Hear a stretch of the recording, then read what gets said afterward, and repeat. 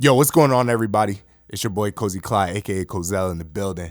And this is the first episode of the Teed Up Podcast, executive produced by your boy Nate Cobain. Shout out to Scumbag Baby, shout out to Low Key Division. We all here together. Shout out to Year to Lester as well, sitting in, man.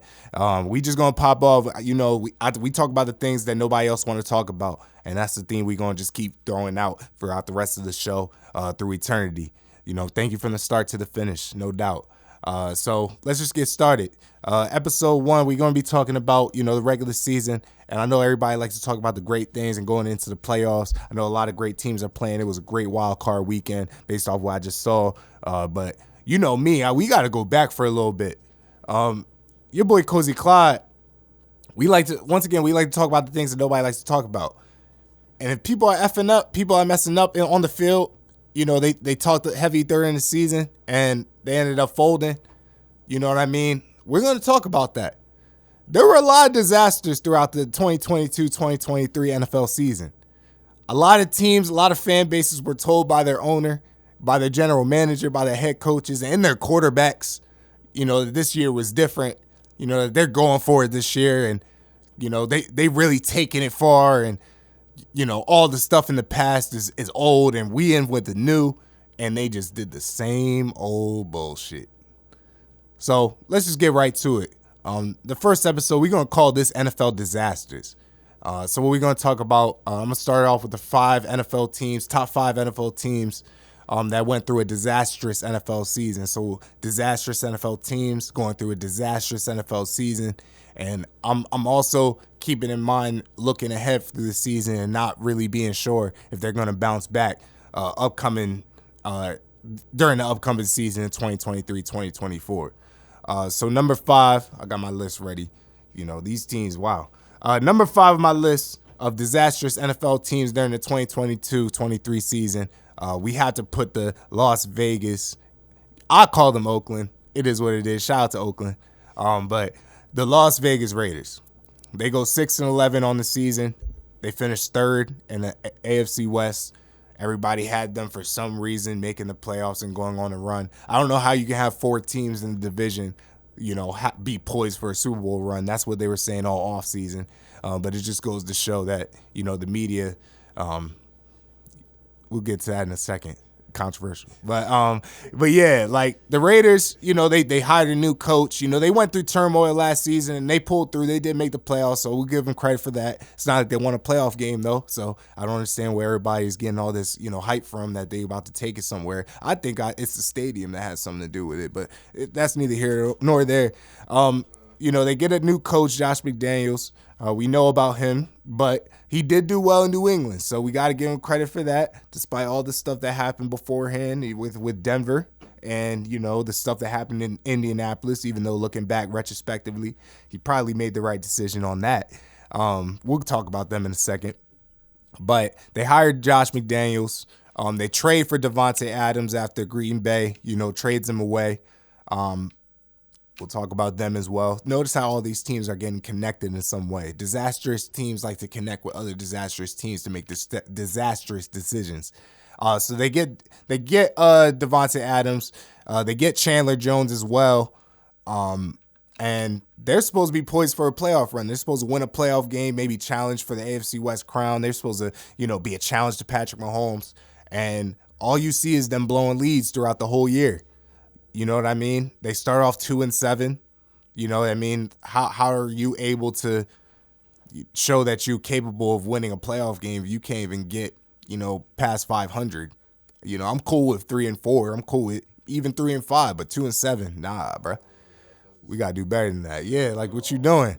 You know what I mean? So, they were out of sync all year. Chandler Jones didn't get a sack until the end of the year. Yeah, they had a couple great moments, but it's all entertainment at the end of the day.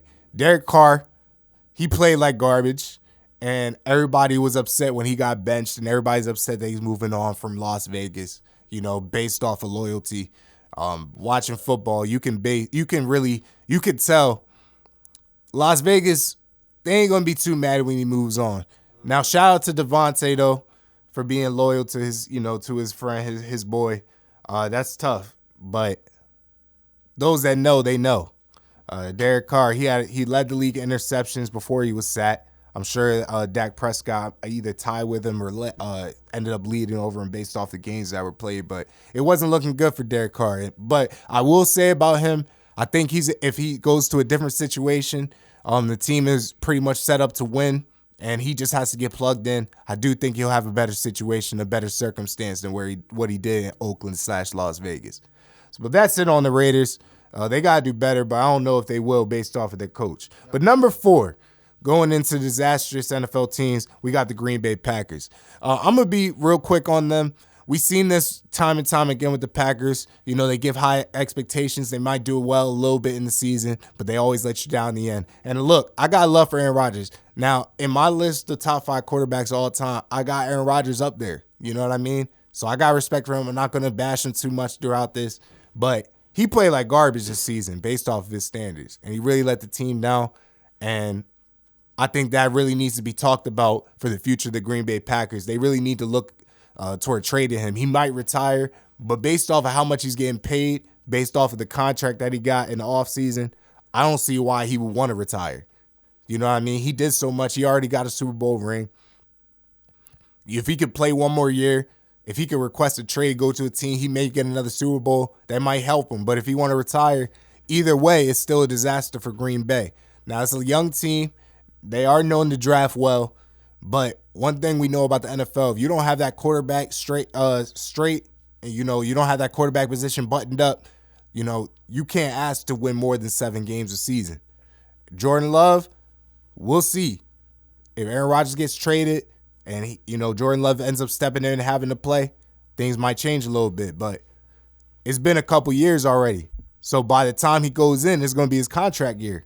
It may not be. I think he got another year after that if they do the 5th-year option. But they're going to have to make a decision quick on him is what I mean. So what do you do in that circumstance? You know what I mean? And Green Bay got a lot of decisions to make.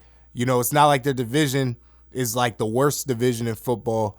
They do have a chance to make some ground if they have a good season next year, but it's really based off of the decisions of Aaron Rodgers and what you end up doing with him. But I'm not really too worried about Green Bay just only because they draft well. But if they do decide to keep Aaron Rodgers, then it's going to be a red flag going forward, which leads to number. Oh, I was saying this before the show too. I'm going to say this. I had 3 other teams, my top 3 teams that were disastrous and whatnot. But these next 2 teams that I'm going to bring up, I'm tying them for 2 because I can't even rank them because they both are in disastrous situations. And I'm so sick of both these teams. I had to see them on Thursday night, one game, and y'all know which game I'm talking about in September. Y'all know which game I'm talking about. And both these teams play like hot garbage, and it ruined my night because I was like, ooh, let me watch Thursday Night Football, you know what I mean? And let me go ahead and give credit to these quarterbacks and these teams, Super Bowl contenders and whatnot. But let's get right to it. Tied for 2, we got the Indianapolis Colts, a.k.a. the Jeff Saturday Show. No need to say too much. If y'all don't know, for the first 9 games of the season, Frank Reich was their coach. And Frank Reich, obviously, if I didn't already say it already, I'm a Philadelphia Eagles fan. I go crazy on that. But I'm one of those Eagles fans. I'm like a skeptical Eagles fan type. You know what I mean? I support them to death when they're winning, but when they're losing, it's bad. You know what I mean? So what happened? Oh, it's Pittsburgh. It's Pittsburgh. All right, chill. All right, yeah, years of Pittsburgh fan too. So he wanted me to just say that, but I'm really an Eagles fan for real. But it's definitely going to be Eagles fan this year. The point is, what I'm saying is I got love for Frank Reich. I think he's a great coach. The problem with Frank Reich is he didn't have a quarterback for a couple years. His problem really was he traded for Carson. I'm not going to go too much. We're going to say that for another episode. You know what I mean? But he went crazy with that. And at the end of the day, Frank Reich, his time was running out. Their team was stacked with Jonathan Taylor, you know what I mean, and Quentin Nelson, Shaquille Leonard. The great secondary. Their team was sound in the trenches, but their quarterback position wasn't figured out. This year was a disaster. But then they took it up a notch, and this is why teams really should be investigated for tanking. They fired Frank Reich after a loss to the Patriots. They're 3-5-1.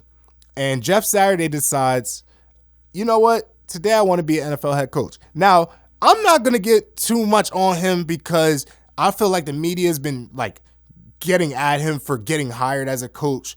If I was Jeff Saturday, if someone is offering a position to me to be an NFL head coach of a team I used to play for and won a Super Bowl for, I'm not turning that down. But it's very clear that Jim Irsay made that decision with the intention of we're not going to be doing much this year. And I know that this is the first year I've been watching NFL since 2010, like really watching it, like understanding what the games were and the impact of stuff. This is the first year that I've actually understood like the impact of a locker room, morale, and how that affects winning streaks and losing streaks. Indianapolis quit like midway through the second half of the season. They quit probably after the Eagles lost when they blew that lead. You know, they lost to the Steelers, and then you had the Jeff Saturday show. They get smacked on Sunday night by Dallas. Then they go the next week, and they blow a 33-point lead, biggest NFL lead blown in NFL history. And then they just get smacked the rest of the season. And we don't really know what direction they're going in the next couple years. We don't know what coach they're going to hire. They might keep Jeff Saturdays, from what I'm hearing it through reports, allegedly. And allegedly, right? Allegedly. We don't really know what direction they're headed towards. But one thing for sure, two things for certain, that would have looked way smoother for sure. But that's what happens when the Colts are disastrous. I can't even talk when they're disastrous. They're not looking too good. And if they don't draft a quarterback, I'm not sure what veteran quarterback is going to want to play for that team with the way that they run things in the front office all the way down to the head coach. So we're going to see what's up with them. But tied for number 2, we're going to also put the Denver Broncos. We let Russ cook. We let Russ burn the building down. Nathaniel Hackett, zero clock management. The team doesn't want to be there. They don't want to win. They don't want to, risk injury. They're arguing on the sidelines. And all they do at the end of the year, they fire Nathaniel Hackett. And what do you know? They end up having their offense, they light a match and they end up playing well again. This is what happens when NFL management, and I know they're going through new ownership, this is what happens when teams try to just throw things at a wall and hope that it sticks. If it don't work, it don't work. If it don't work, it don't work. If it ain't broke, don't fix it. Their team, I watched the Broncos last year. Yes, did they make the playoffs? No, they didn't.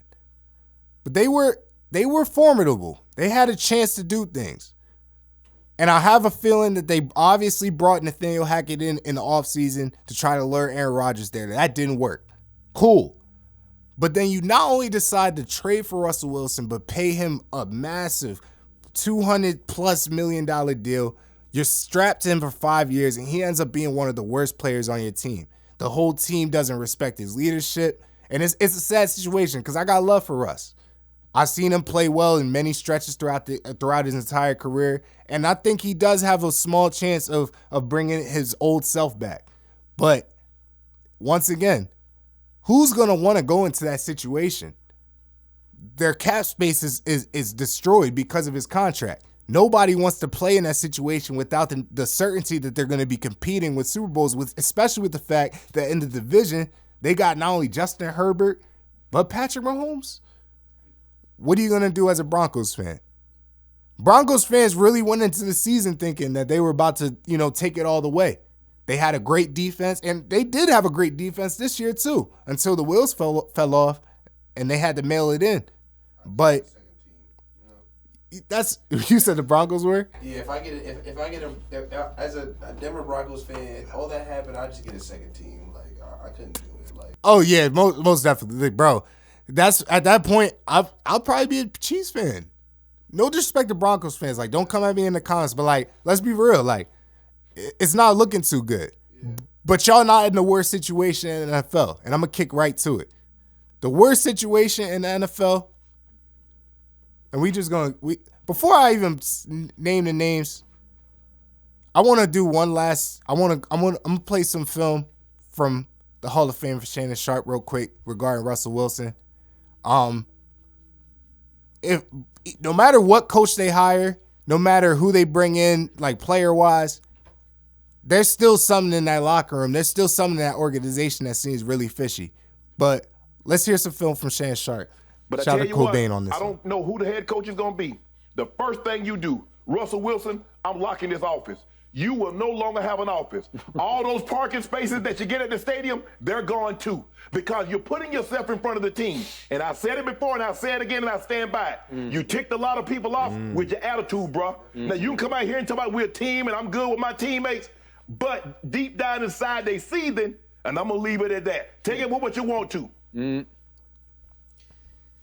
Bronco country. Let's hide. Not ride, hide, right? Let's hide. He done crashed the car. Yep. I told you, remember yesterday, Skip, I said, let Russ cook. Cool. Yep. Russ was So y'all heard that, and that's a perfect transition into my next team, which is the last team, the number one team that has a lot to think about going into the offseason and probably for their future. But the number one team is the Arizona Cardinals. They fired Cliff Kingsbury. Nice. I've always never been a fan of Cliff Kingsbury personally.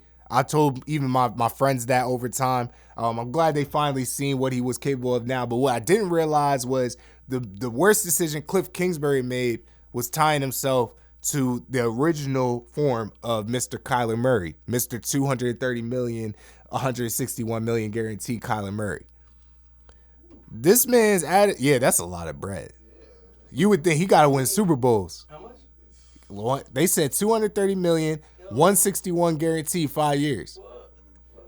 Now, he probably earned that, John, for the years before. But now over the offseason, they were saying that he don't study in the offseason. So they put in a clause in his contract. They was like, yo, you need to study like 4 hours a week. If we prove that you haven't been doing that, we can take all your guaranteed money away. The man wasn't watching the films. He wasn't watching. But no. What happened? They leaked it in the offseason, and then everybody started. They was like, what? He don't watch film? And then they took it out before the season. But he got a bad attitude already coming into the draft. But he was well enough, and the team was doing well enough to where nobody really knew what was going on. Yeah, this year, all that went out the drain. Disaster. Just straight up disaster. Yeah, that's what I mean. Like, they had like a good win. They had a good win like in the beginning of the year. But then they go 4-8, and then there's one video where Kyler's yelling at his coach, telling him to calm down, and then we got this other one. I'm gonna just let it play. He got another one where he's, him and D-Hop having a situation going on. Let that play real quick, Kobeezy. Pushed out of bounds. 6-yard game, but it's fourth down. The Cardinals will punt. Not pretty. Warren, what you looking at, bro? What you see? Bro, you right there, you at the scene? When you at the scene on the 50? Bro, come on, bro. That shit wide open. Hey, offense, let's go. Let's go. Offense, let's go. Offense, let's go. He's like, I'm trying to win. That's good. I'm trying to win. I'm trying to win. Listen, same deal. Nothing they're doing, right? It's us. Nothing they're doing. It's us. Routine plays, get in tempo and go. You're good? Just set them fuck down. They cannot stop us. But we got to fucking set it on Georgia, all right? We got it. That team looks shook. They don't believe in their coach. They don't believe in their quarterback. They don't even believe in their best players. The best players don't even believe in themselves. J.J. Watt retired. A lot of players going to leave in free agency. Where is Arizona going? Depending on who they hire, what culture is the new head coach going to instill? How is the head coach of the Arizona Cardinals, the new head coach, going to take the team away from Kyler Murray? With Kyler Murray in control based off of that contract, they're going nowhere. He's talented. But that leadership, those intangibles, they're lacking. And they've been lacking for years. This is just the first year it's been put on Front Street. Now, he tore his ACL week 13. No, week 14 against the Patriots, Monday night. So he's not going to be back probably in the beginning of the season. If the Cardinals go on a winning streak to start the year off, and then he ends up, you know what I mean, coming back and the chemistry ends up effing up again, he got nobody to blame for himself. And he's going to end up on another team. So a lot of these 5 teams, a lot of their problems is centered around their quarterback situation and their chemistry, as well as the relationship between the quarterback and the head coach. So the question is, going into the next episode, how do we connect, you know what I mean, the successes of the coaches in the playoffs with the relationships with their quarterback? And how does that trickle over to the team? Once again, this is the Teed Up Podcast. Shout out to Nate Cobain. Shout out to Low Key Division, Scumbag Baby. Shout out to Your Lesson for being here tonight. It's your boy Cozy Clyde, a.k.a. Cozell, back in the building. If you watched, your boy Teed Up.